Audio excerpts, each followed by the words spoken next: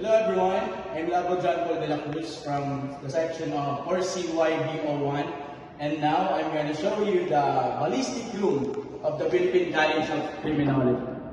Alright, let's go guys.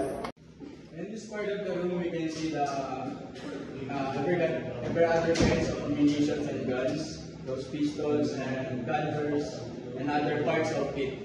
Nakikita natin yung iba-iba nilang parts. Yan, i-zoom in na lang ang aking camera. Lupit. And in this part, we can see the world's ammunitions and the sizes and the different bullets that we have, and we can study in our ballistic room of PCR.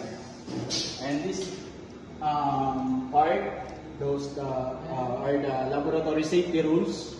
And pakita mo na lang, cameraman, yung malinaw. Yan, proper gearments, lahat-lahat ng process na ginagawa natin sa pag-forensic ng isang bala. And in this part, we can see those equipments na ginagamit para i-check kung anong sizes ng bala, at kung anong pwede nating makita sa investigations. And in this part, we can see the bullet comparison microscope.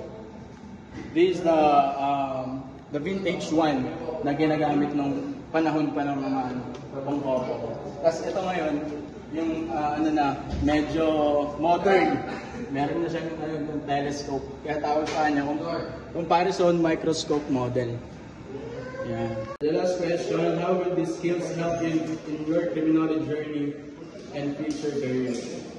Malaking tulong ko sa akin kasi siyempre tinatawag natin yung magamit natin siya as credentials sa papasukin natin kung saan naman tayo pumutang sa PNP, DJP man, di ba? That's all. Thank you guys sa panonood.